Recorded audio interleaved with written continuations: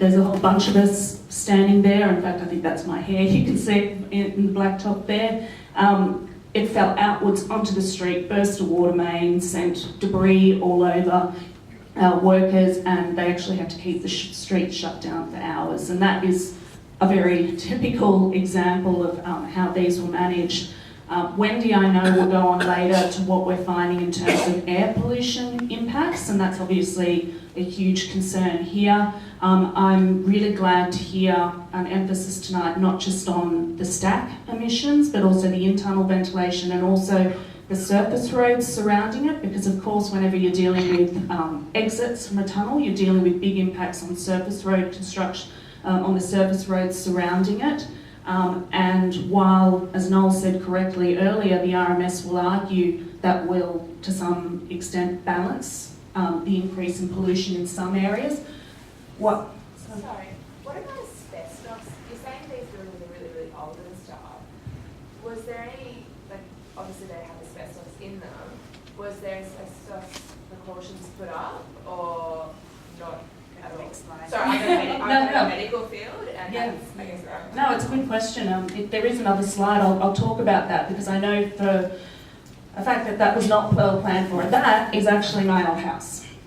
So in this particular case, obviously being my old street, I was in contact with a lot of the neighbours there, and they had been flagging for weeks before it was demolished that they'd done some asbestos removal, but they've been flagging for weeks that there were parts of the house where the fibro hadn't been removed properly. And I knew there was asbestos in there, everybody knew. So they flagged for weeks and weeks. We're told, no, we've assessed it, we've had it cleared by a hygienicist, it's all fine. Then of course they said, oh no, we did miss some, we'll remove that. But then they've obviously left it in there because you can see the cream coloured material on top of the corrugated roofing. That's the same fibro that surrounded the whole house, and that was that contained old asbestos sheeting because they had been put on, I don't know, 1950s, 60s when that was all the rage. So what actually happened here, these are actually stills from a video taken by a neighbour where they had actually brought a bulldozer in and started ripping it down without any covers, without the workers being covered, without any of that tape up. And it was only once she started filming and essentially yelling at the workers that they started putting that tape up there. And you can see there the employee in the shot still doesn't have the proper protective clothing in that there. So we found that, that has not been well managed with the home demolitions. We also found that, so in St Peters where they're building the major interchange is a huge former landfill site. And it was a really notorious landfill site because the person who used to own it had been fined multiple times for leachate on the site, for asbestos that was not properly managed on the site.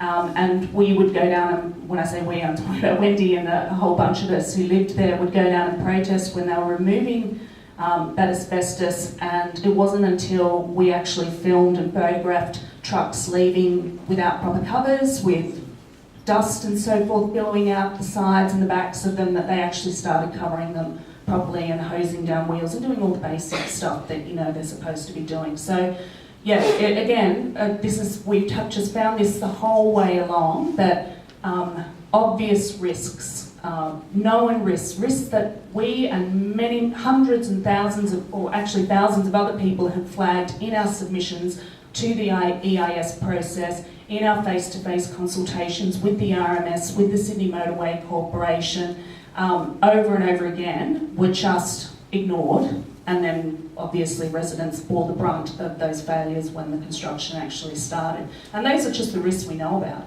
I can't even begin to think about how they're managing the risks that we hadn't picked up on through the process. I think the next video has a resident being heavily affected. Is that going to work?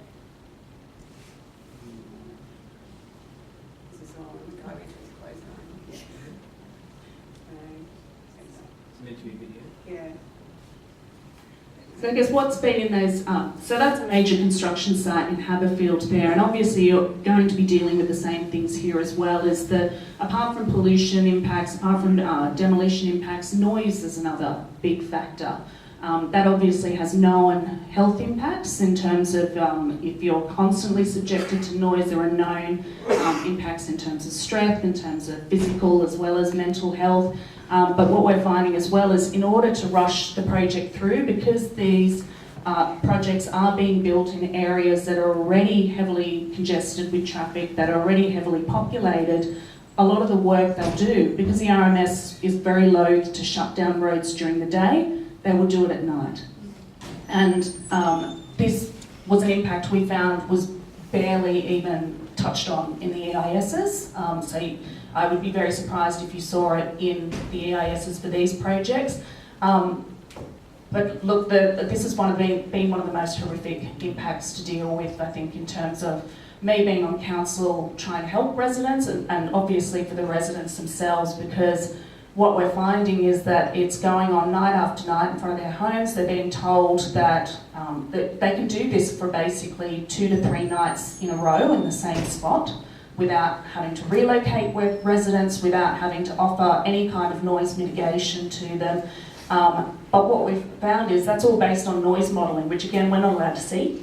You know, even when you ask for the data, even if you have someone with an expert background, for example, being on council, we have access to that. We're not allowed to see that information. And what we're finding is in practice, so in St Peters, for example, you can see how close this is to where people are actually living. We found there was 1 week or two on the same 500 metre stretch of street surrounded by houses where they would just move from one end of the street to the other every couple of nights, so that people who lived in the middle of those 2 points, which is hundreds of residents, were subjected to 24/7 noise for well over a week. So it's really unacceptable. I was just going to say, when we were doing our research, the World Health Organisation's rated noise as second only to air pollution in terms of human health. And that is because when our sleep is disrupted constantly, our blood pressure goes up, all sorts of brain functions don't happen that need to happen, and it actually has a very real health impact, not just for being tired, but this is chronic lack of sleep and noise. And these videos, I'm sorry, my bad, but if you have a look on some of the WestConnect sites and things like that, you actually see some of the videos that Pauline and others have put up of just this really immense noise impact that's happening. And what about, just finally, Pauline, with regards to damage to homes, have you had any experience with that as the time has gone through, and how has that been rectified or dealt with? Yeah, so that's now something we're starting to see quite a lot of, because for some people that tunnelling has been taking place for sometimes up to about 2 to 3 years now. Look, it's having, again, the impacts that everyone would have predicted. That cracks are opening up in houses, and we're actually finding it's not just tunnelling that appears to be having that impact. So, for example, there's one case or a couple of cases I'm aware of down at the Beverly Hills end where they've just had surface works taking place for the King George's Road interchange. And there are a couple of houses that live within 50 metres of that site that now think the water table was affected during those works, because their houses are now quite literally splitting in two. You can actually see cracks opening up that you can shove books into now, and they're getting worse as time goes on. What we're finding is that even if these residents have done everything right, they've taken the dilapidation reports that have been offered by the contractors, they've been taking photos throughout the construction to map the damage, what the condition was at the beginning versus what is happening over time, that when the contractors send people in, if they send people in, that's not always guaranteed, they have refused in at least a couple of cases that I'm aware of.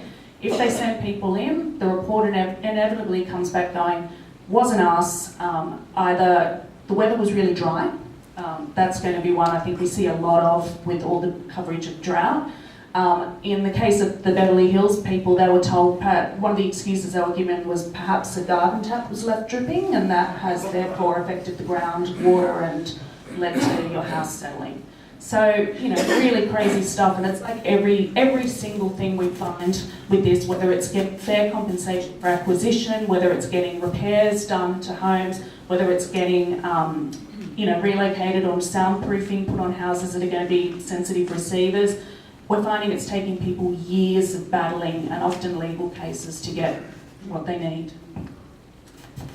It's hard to say thank you for, for telling us all of that, but I think it is important to hear, and to hear from someone that's really working hard for her community and really in amongst it. And I really just thank you. I'm sure your constituents thank you, but thank you for being here tonight.